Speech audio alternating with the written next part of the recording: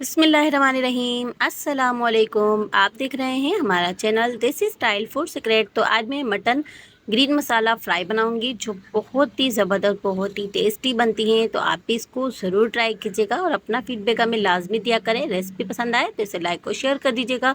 तो चैनल पे अगर नए हैं तो प्लीज़ सबसे पहले चैनल को सब्सक्राइब कर लें और बेल आइकन का जो बटन है इसको दबाने से हमारी नई नई वीडियोस सबसे पहले फ्री में देखने को मिलेगी। तो आइए अब चलिए रेसिपी को बनाना स्टार्ट कर लेते हैं। बिस्मिल्लाहिर्रहमानिर्रहीम। तो इसको बनाने के लिए मैंने 1.5 किलो मटन का गोश्त ले लिया है। तो मैंने गोश्त लिया है, ये थोड़ी सी चिकनाई वाला भी होना चाहिए, तो इसका बहुत ही ज़बरदस्त सा फ्लेवर आता है। इस तरह से चाँपे भी हों तो वो भी आप इसमें ले सकते हैं।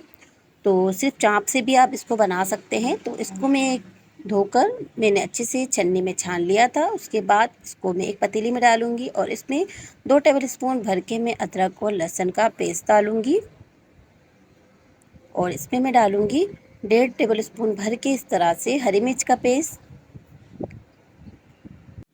अब इसमें मैं 1.5 गिलास के करीब पानी डाल दूंगी जिसमें हमारा गोश्त अच्छे से गल जाए।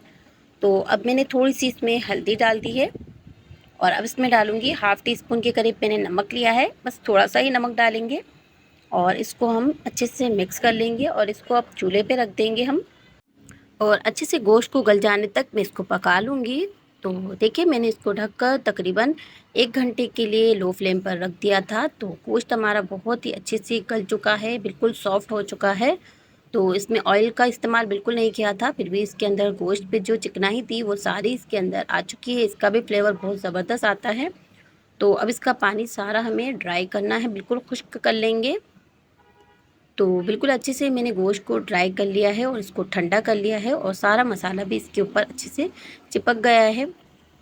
तो ये देखिए बिल्कुल इस तरह से हमारी पीसेस जो हैं गोश्त के वो ड्राई हो चुके हैं। तो अब मैं इसके लिए मसाला तैयार करूँगी। तो इसके लिए मैंने 2 गड्ढे धनिया की ली है और 2 ही गड्ढे मैंने पुदीना की ली है और इसको मैं ब्लेंडिंग जार में डालूँगी। और इसको मैंने अच्छे से धो लिया था और उसके बाद मैंने इसको छन्नी में छान लिया है। तो उसके बाद मैंने इसको जग में डाल दिया है और इसमें मैं 8-10 इस तरह से छोटी वाली हरी मिर्च डालूँगी और 1 टेबलस्पून के करीब मैंने इस तरह से ज़ीरा ले लिया है और इसमें 1/2 टीस्पून के करीब मैंने इसमें नमक ले लिया है। तो ये सारी चीज़ें मैंने इसमें डाल दी हैं, थोड़ा सा इसको ब्लेंड कर लेंगे। तो बस 1 से 2 टेबलस्पून के करीब ही मैंने इसमें पानी डाला है और इसको इस तरह से अंदर चम्मच से चलाते हुए मैं इसको विदाउट पानी के पीस लूँगी। तो इसको विदाउट पानी के ही पीसेंगे, बहुत ज़्यादा इसमें पानी शामिल नहीं करेंगे। तो ये देखिए बहुत अच्छे से मैंने इसको इस तरह से ब्लेंड कर लिया है। तो आप इसको सिलबट्टे पर भी पीस सकते हैं ताकि आपकी विदाउट पानी के अच्छी सी चटनी तैयार हो जाए। तो ये देखिए हमारे बिल्कुल विदाउट पानी के बहुत ही ज़बरदस्त सी हमारी थिक सी चटनी बनके तैयार हो चुकी है। तो बिल्कुल ग्रीन ग्रीन सी हमारी चटनी बनी है और ये देखें अब इसको मैं इस मटन में शामिल कर दूँगी। तो इसी के अंदर मैं शामिल कर दूँगी। आप चाहें तो एक एक पीस को इसमें लगाकर आप इसको फ्राई कर सकते हैं। मैं इसी के अंदर इसको शामिल कर दूँगी ताकि आपको बहुत आसानी हो जाए। तो ये सारी ही मटन पे सारे ही मटन पे बहुत आसानी से लग जाए। तो ये देखें बिल्कुल इस तरह से भी इसको लगाऊंगी, इसके अंदर पानी नहीं था। तो ये बहुत अच्छे से हमारे सारे मटन पे बहुत अच्छे से चटनी चिपक चुकी है। तो ये देखिए बहुत अच्छे से मैंने इसको मिक्स कर लिया है। तो बस हमारी ये भी तैयार हो चुकी है। अब इसके लिए मैं लूँगी 3 अंडे। तो इस तरह से मैंने 3 अंडे ले लिए हैं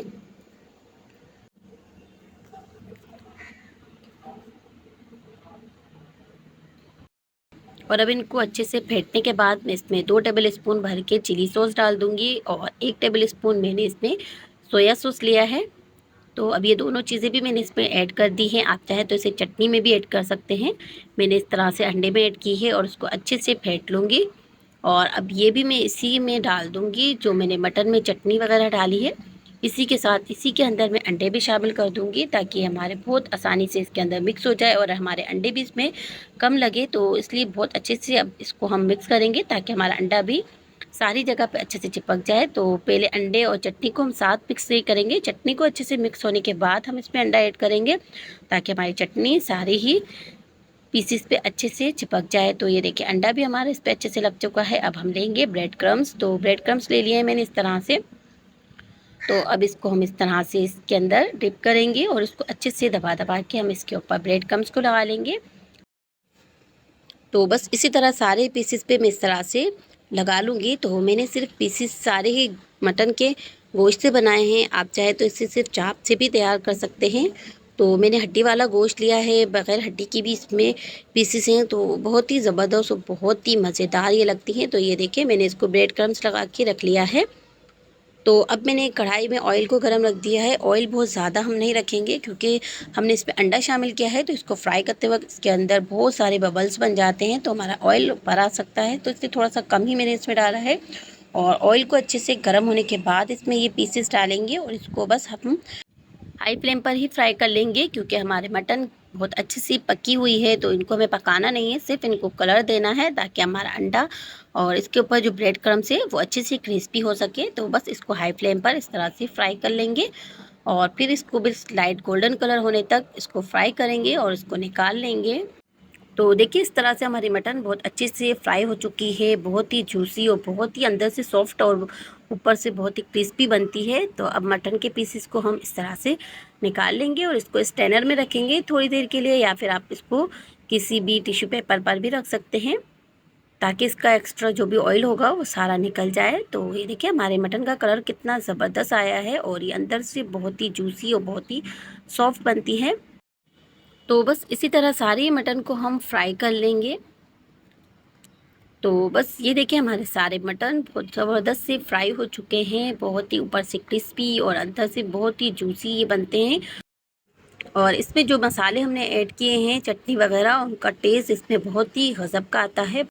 तो मटन ग्रीन फ्राई ये बहुत ही ज़बरदस्त लगते हैं और बहुत ही जूसी बनते हैं। तो ये देखें कितनी सॉफ्ट हमारी ये मटन बनी है, ऊपर से बहुत ही क्रिस्पी है। और ये देखें हमारा मटन बहुत अच्छे से इस तरह से गल चुका है, तो इसका टेस्ट बहुत ही ज़बरदस्त आता है। तो आप इसको चटनी केचप के साथ सर्व करें, बहुत ही मज़ेदार, बहुत ही टेस्टी लगते हैं। आप भी इसको ज़रूर ट्राई कीजिएगा और अपना फीडबैक हमें लाजमी दिया करें।